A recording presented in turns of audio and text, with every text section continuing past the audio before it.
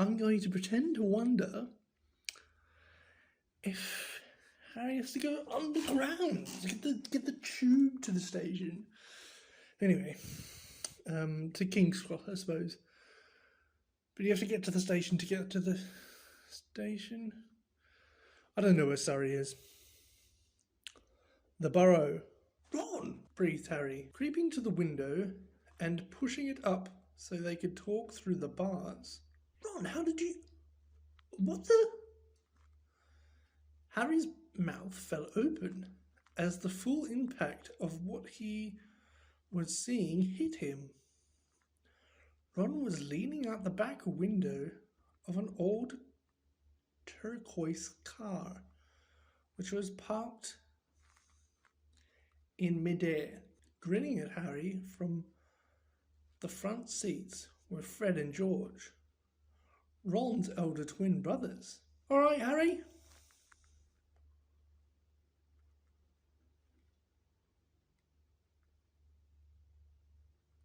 "What's been going on?" said Ron. "Why haven't you been answering my letters?"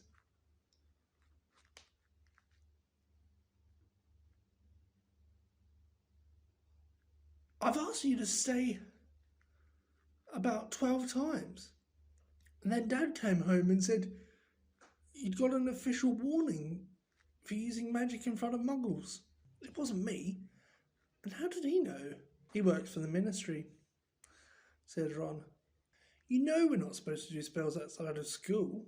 "Bit rich coming from you," said Harry, staring at the floating car. "Oh, this doesn't count," said Ron. "We're only borrowing this. It's Dad's. We didn't enchant it. But doing magic in front of those muggles you live with..." "I told you I didn't. But it'll take too long to explain now.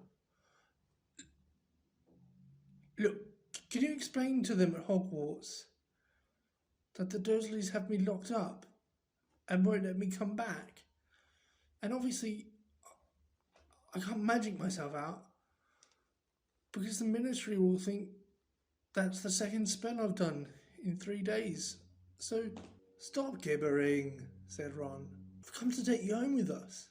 But you can't magic me out either." "We don't need to," said Ron, jerking his head towards the front seats and grinning. "You forgot who I've got with me." "Tie that round the bars," said Fred, throwing the end of a rope to Harry. "If the Dursleys wake up, I'm dead," said Harry as he tied the rope tightly around the bar and Fred revved up the car. "Don't worry," said Fred, "and stand back." Harry moved back into the shadows next to Hedwig, who seemed to have realised how important this was and kept still and silent. The car revved louder and louder, and suddenly, with a crunching noise, the bars were pulled clean out of the window. As Fred drove straight up in the air, Harry ran back into the window to see the bars dangling a few feet below the ground. Panting, Ron hoisted them up into the car. Harry listened anxiously, but there was no sound from the Dursleys' bedroom. When the bars were safely in the back seat with Ron, Fred reversed as close as possible to Harry's window. "Get in," Ron said. "But all my Hogwarts stuff, my wand, my broomstick, where is it?" "Locked in the cupboard under the stairs, and I can't get out of this room." "No problem," said George from the front passenger seat. "Out of the way, Harry." Fred and George climbed carefully through the window into Harry's room. "You had to hand it to them," thought Harry, as George took an ordinary hairpin from his pocket and started to pick the lock.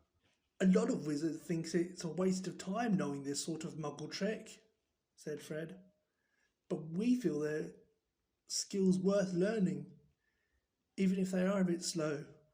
There was a small click and the door swung open. "So we'll get your trunk You grab anything you need from your room and hand it to Ron, whispered George. Watch out for the bottom stair, it creaks, Harry whispered back, as the twins disappeared onto the dark landing. Harry dashed around his room, collecting his things together and passing them out of the window to Ron. Then he went to help Fred and George heave his trunk up the stairs. Harry heard Uncle Vernon cough. At last, panting, they reached the landing, then carried the trunk through Harry's room to the open window. Fred climbed back into the car to pull with Ron and Harry, and George pushed from the bedroom side. Inch by inch, the trunk slid through the window. Uncle Vernon coughed again. A bit more, panted Fred, who was pulling from inside the car. One good push. Harry and George threw their shoulders against the trunk, and it slid out of the window into the back seat of the car. Okay, let's go, George whispered. But as Harry climbed onto the window sill, there came a sudden loud screech from behind him, followed immediately by the thunder of Uncle Vernon's voice. Bloody hell! I've forgotten Hedwig. Harry tore back across the room as the landing light clicked on. He snatched up Hedwig's cage, dashed to the window, and passed it out to Ron. He was scrambling back onto the chest of drawers when Uncle Vernon hammered on the unlocked door, and it crashed open. For a split second, Uncle Vernon stood framed in the doorway. Then he let out a bellow like an angry bull and dived at Harry, grabbing him by the ankle. Ron, Fred and George seized Harry's arms and pulled as hard as they could. Petunia! Roared Uncle Vernon. He's getting away! He's getting away! The Weasleys gave a gigantic tug, and Harry's leg slid out of Uncle Vernon's grasp. As soon as Harry was in the car and had slammed the door shut, Ron yelled, Put your foot down, Fred! And the car shot suddenly towards the moon. Harry couldn't believe it. He was free. He wound down the window, the night air whipping his hair, and looked back at the shrinking rooftops of Privet Drive. Uncle Vernon, Aunt Petunia, and Dudley were all hanging dumbstruck out of Harry's window. See you next summer, Harry yelled. The Weasleys roared with laughter, and Harry sat back in his seat, grinning from ear to ear. Let Hedwig out, he told Ron. She can fly behind us. She hasn't had a chance to stretch her wings for ages. George handed the hairpin to Ron, and a moment later Hedwig had soared joyfully out of the window to glide alongside them like a ghost. So, what's the story, Harry? Said Ron impatiently. What's been happening? Harry told them all about Dobby, the warning he'd given Harry, and the fiasco of the violet pudding. There was a long, shocked silence when he had finished. Very fishy, said Fred finally. Definitely dodgy, agreed George. So he wouldn't even tell you who's supposed to be plotting all this stuff? I don't think he could, said Harry. I told you, every time he got close to letting something slip, he started banging his head against the wall. He saw Fred and George look at each other. What? You think he was lying to me? Said Harry. Well, said Fred, put it this way, house elves have got powerful magic of their own, but they can't usually use it without their master's permission. I reckon old Dobby was sent to stop you coming back to Hogwarts. Someone's idea of a joke. Can you think of anyone Can you think of anyone at school with a grudge against you? Yes, said Harry and Ron together instantly. Draco Malfoy, Harry explained. He hates me. Draco Malfoy, said George, turning round. Not Lucius Malfoy's son. Must be. It's not a very common name, is it? Said Harry. Why? I've heard Dad talking about him, said George. He was a big supporter of you-know-who. And when you-know-who disappeared, said Fred, craning around to look at Harry, Lucius Malfoy came back, saying he had never meant any of it. Load of done. Dad reckons he was right in you-know-who's inner circle. Harry heard these rumours about Malfoy's family before, and they didn't surprise him at all. Malfoy made Dudley Dursley look like a kind, thoughtful, sensitive boy. I don't know whether the Malfoys own a house elf, he said. Well, whoever owns him will be an old wizarding family, and they'll be rich. Yeah, Mum's always wishing we had a house elf to do the ironing, said George. But all we've got is a lousy old ghoul in the attic, and gnomes all over the garden. House elves come with big old manors and castles and places like that. You wouldn't catch one in our house. Harry was silent, judging by the fact that Draco Malfoy usually had the best of everything. His family were rolling in wizard gold. He could see Malfoy strutting around a large manor house, sending the family servant to stop Harry going back to Hogwarts. Also sounded exactly like the sort of thing Malfoy would do. Had Harry been stupid to take Dobby seriously? I'm glad we came to get you anyway, said Ron. I was getting really worried when he didn't answer any of my letters. I thought it was Errol's fault at first. Who's Errol? Oh, Al. He's ancient. It wouldn't be the first time it collapsed on a delivery. So then I tried to borrow Hermes. Who? The old owl Mum and Dad bought Percy when he was made prefect, said Fred from the front. Percy wouldn't lend it to me, said Ron. Said he needed him. Percy's been acting very oddly this summer, said George, frowning.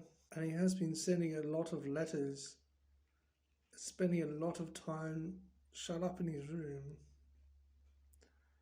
I mean, there's only so many times you can polish a prefect badge. You're driving too far west, Fred, he added, pointing at a compass on the dashboard. Fred wiggled the steering wheel. So, does your dad know you've got the car? Said Harry, guessing the answer. No, said Ron. He had to work tonight. Hopefully we'll be able to get back in the garage without Mum noticing we flew it. What does your dad do at the Ministry of Magic anyway? He works in the most boring department, said Ron. The Misuse of Muggle Artifacts Office. The what? All to do with bewitching things that a Muggle made, you know, in case they end up back in a Muggle shop or house. Like last year, some old witch died as her tea set was sold to an antique shop. This Muggle woman bought it, took it home and tried to serve her friends tea in it. It was a nightmare. Dad was working overtime for weeks. What happened? The teapot went berserk, squirted boiling tea all over the place.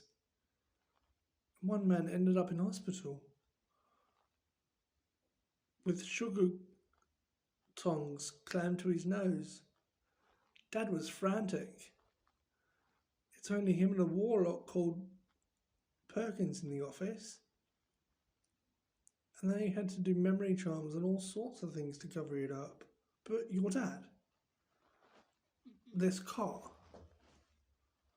Fred laughed. Yeah, Dad's mad about everything to do with Muggles. Our shed's full of Muggle stuff. He takes it apart, puts spells in it, puts it back together again. If he raided our house, he'd have to put himself straight under arrest. Drives Mum mad. That's the main road, said George, peering down through the windscreen. We'll be there in 10 minutes. Just as well. It's getting light. A faint pinkish glow was visible along the horizon to the east. Fred brought the car lower and Harry saw a dark patchwork of fields and clumps of trees. We're a little way outside the village, said George.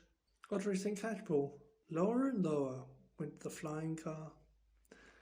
The edge of a brilliant red sun was now gleaming through the trees.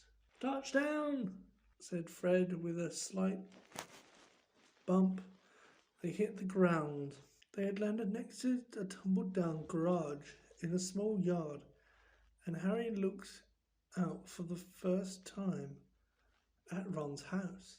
It looked like it had once been a large stone pigsty, but extra rooms had been added here and there until it was several stories high, and so crooked it looked as though it had been held up by magic, which Harry reminded himself it probably was. 4 or 5 chimneys were perched on top of the red roof.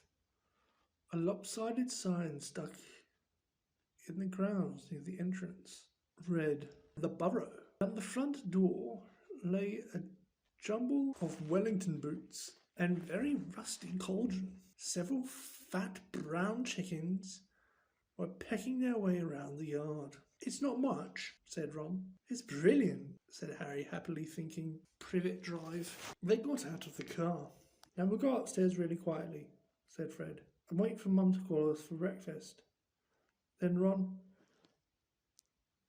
you come bounding downstairs, going, Mum, who turned up in the night? And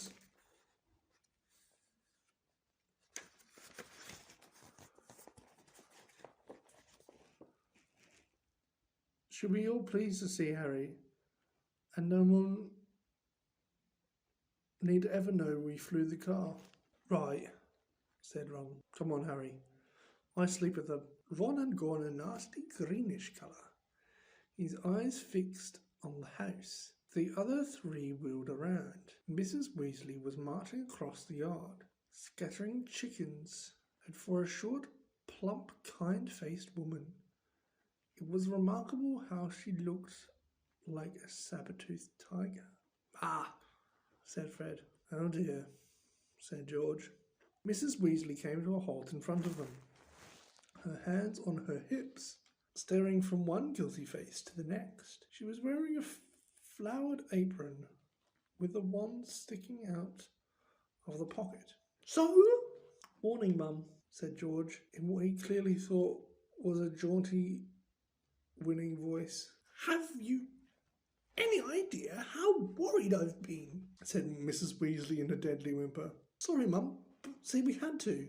All 3 of Mrs. Weasley's sons were taller than she was, but they cowered as her rage broke over them. Bed's empty? No note? Car gone? Could have crashed out of my mind with worry. Did you care? Never as long as I lived. You wait till your father gets home. We never had trouble like this from Bill or Charlie or Percy. Perfect Percy, muttered Fred. You could do with taking a leaf out of Percy's book, yelled Mrs. Weasley, prodding a finger in Fred's chest. You could have died. You could have been seen. You could have lost your father's job. It seemed to go on for hours. Mrs. Weasley shouted herself hoarse before she turned to Harry, who backed away. I'm very pleased to see you, Harry, dear, she said. Come in and have some breakfast. She turned and walked back into the house, and Harry, after a nervous glance at Ron, who nodded encouragingly, followed her. The kitchen was small and rather cramped. There was a scrubbed wooden table and chairs in the middle, and Harry sat down on the edge of his seat, looking around. He had never been in a wizard house before.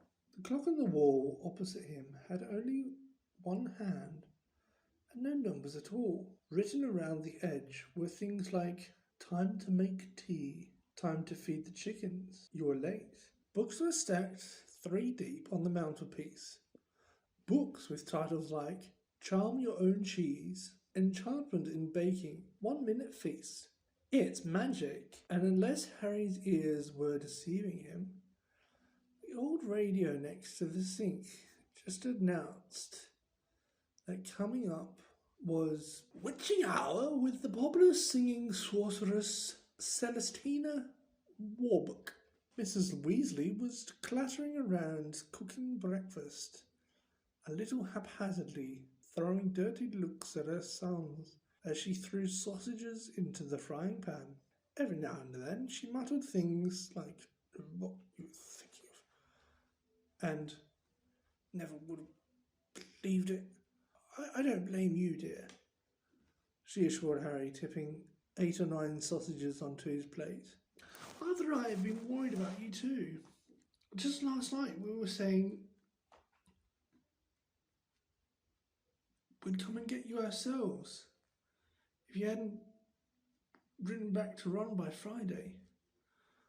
But really, she was now adding 3 fried eggs to his plate, frying a legal car halfway across the country. Anyone could have seen you. She flicked her wand casually at the washing up in the sink, which began to clean itself, clinking gently in the background. It was cloudy, Mum, said Fred. You keep your mouth closed while you're eating, Mrs. Weasley snapped. They were starving you, Mum. And you, said Mrs. Weasley, but it was with a slightly softened expression that she started cutting Harry bread and buttering it for him. At that moment, there was a diversion in the form of a small red-haired figure in a long nightdress who appeared in the kitchen, gave a small squeal and ran out again. Ginny, said Ron in an undertone. My sister. She's been talking about you all summer. She'll be wanting your autograph, Harry, grinned Fred. But he caught his mother's eye and bent his face over his plate without another word. Nothing more was said until all 4 plates were clean, which took a surprisingly short time. Blimey, I'm tired, yawned Fred, setting down his knife. And fork! At last. Oh, I think I'll go to bed and... You will not, snapped Mrs. Weasley. It's your fault you've been up all night. You're going to denome the garden for me. They're getting completely out of hand again. Oh, Mum. And you too, she said, glaring at Ron and Fred. You can go to bed, dear, she added to Harry. You didn't ask them to fly that wretched car. But Harry, who felt wide awake, said quickly, I'll help Ron. I've never seen denoming. That's very sweet of you, dear. But it's dull work, said Mrs. Weasley. Now let's see what Lockhart's got to say on the subject. And she pulled a heavy book from the stack on the mantelpiece. George Grant! Oh, Mum. We know how to denome a garden. Harry looked at the cover of Mrs. Weasley's book, written across in fancy golden letters were the words, Gilderoy Lockhart's Guide to Household Pests. There was a big photograph on the front of a very good-looking wizard with wavy blonde hair and bright blue eyes. As always in the wizarding world, the photograph was moving. The wizard, who Harry supposed was Gilderoy Lockhart, kept winking cheekily at them. Mrs. Weasley beamed down at him. Oh, he is marvellous, she said. He knows his household pests all right. It's a wonderful book. Mum fancies him, said Fred in a very audible whisper. Don't be so ridiculous, Fred, said Mrs. Weasley, her cheeks rather pink. All right, if you think you know better than Lockhart, you go out and get on with it.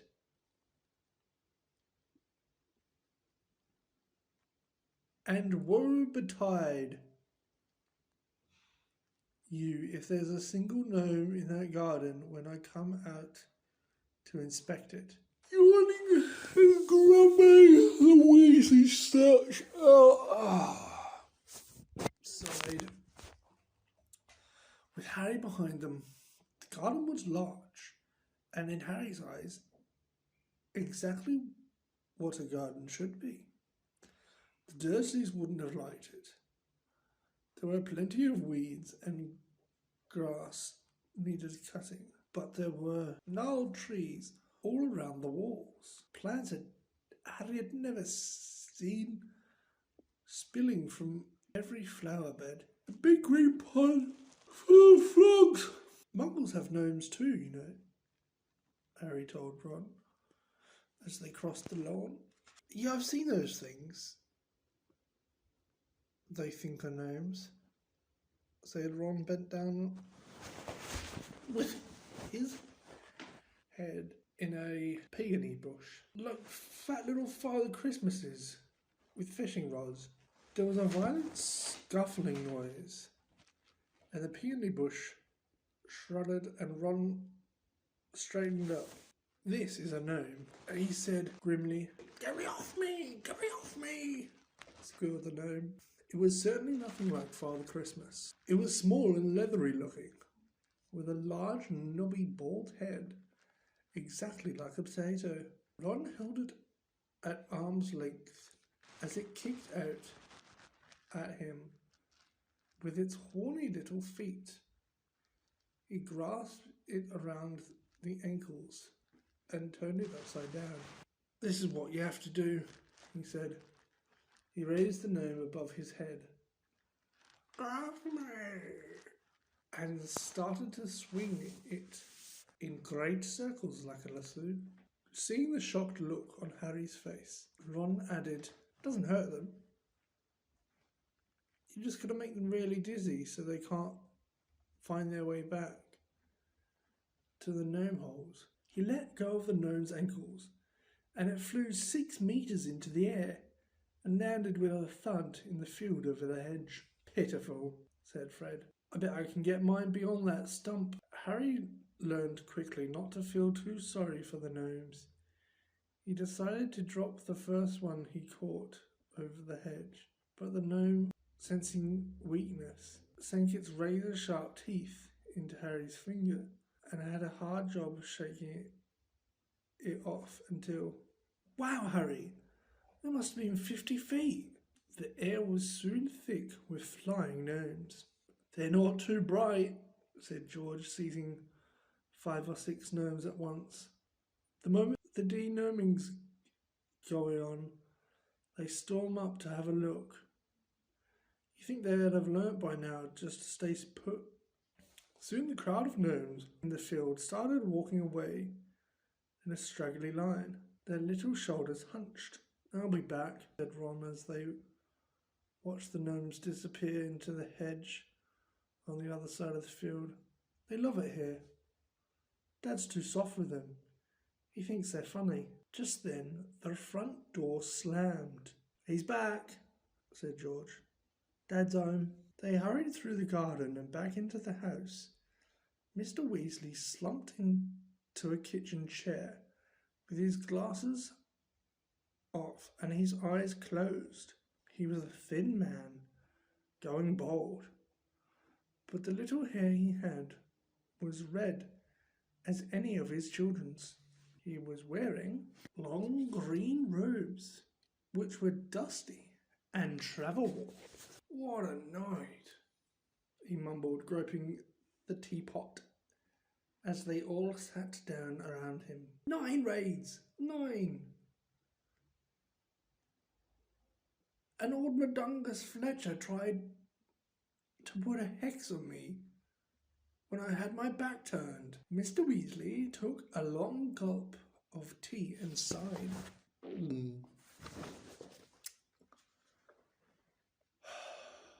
Find anything, Dad? said Fred eagerly. All I got was fishing, Uncle. I'm boiling kettle, yawned Mr. Weasley. It was some pretty nasty stuff, that wasn't my department, though. Mortlake was taken away for questioning about some extremely odd ferrets. That's the Committee on Experimental Charms, thank goodness. Why would anyone bother making door keys shrink? Said George. Just muggle baiting, said Mr. Weasley. Sell them a key that keeps shrinking to nothing so they can never find it when they need it. Of course, it's very hard to convict anyone because no muggle would admit their keys keep shrinking. They insist they just keep losing it. Bless them. They go to any lengths to ignore magic, even if it's staring them right in the face. But the things our lot have taken to enchanting, you wouldn't believe. Like cars, for instance? Mrs. Weasley had appeared, holding a long poker like a sword. Mr. Weasley's eyes jerked open. He stared guiltily at his wife. Cars? Molly dear? Yes, Arthur, cars, said Mrs. Weasley, eyes flashing. Imagine a wizard buying a rusty old car and telling his wife all he wanted to do with it was to take it apart and see how it worked, while really he was enchanting it to make it fly. Mr. Weasley blinked. Well, dear, I think you'd find that he'd be quite within the law to do that, even if maybe he would have done better to tell his wife the truth. There's a loophole in the law, you'll find. As long as he wasn't intending to fly the car. The fact that the car could fly wouldn't. Arthur Weasley, you made sure there was a loophole when you wrote that law, shouted Mrs. Weasley, just so you could carry on tinkering with all that muggle rubbish in your shed. And for your information, Harry arrived this morning in the car you weren't intending to fly. Harry? Said Mr. Weasley blankly. Harry who? He looked around, saw Harry and jumped. Good Lord. Is that Harry Potter? Very pleased to meet you. Ron's told us so much about your sons flew that car to Harry's house and back last night, shouted Mrs. Weasley. What have you got to say about that, eh? Did you really? Said Mr. Weasley eagerly. Did it go all right? I mean, he flattered as sparks flew from Mrs. Weasley's eye. That was very wrong, boys. Very wrong indeed. Let's leave them to it, Ron muttered to Harry as Mrs. Weasley swirled like a bullfrog. Come on, I'll show you to my bedroom. He slipped out of the kitchen and down a narrow passageway to an uneven staircase, which zigzagged its way up through the house. On the third landing, a door stood ajar. Harry just caught sight of a pair of bright brown eyes staring before it closed with a snap. Ginny, said Ron, you don't know how weird it is for her to be this shy. She never shuts up normally. They climbed 2 more flights until they reached a door with peeling paint and a small plaque on it saying, Ronald's room. Harry stepped in, his head almost touching the sloping ceiling, and blinked. It was like walking into a furnace. Nearly everything in Ron's room seemed to be a violent shade of orange. The bedspread, the walls, even the ceiling. Then Harry realised that Ron had covered nearly every inch of the shabby wallpaper with posters of the same 7 witches and wizards, all wearing bright orange robes, carrying broomsticks and waving energetically. Your Quidditch team, said Harry. The Chudley Cannons, said Ron, pointing at the orange bedspread, which was emblazoned with two giant black C's and a speeding cannonball. Ninth in the league. Ron's school spell books were stacked untidily in a corner, next to a pile of comics which all seemed to feature The Adventure of Martin Miggs, the Mad Muggle. Ron's magic wand was lying on top of a fish tank full of frog spawn on the windowsill next to his fat grey rat, Scabbers, who was snoozing in a patch of sun.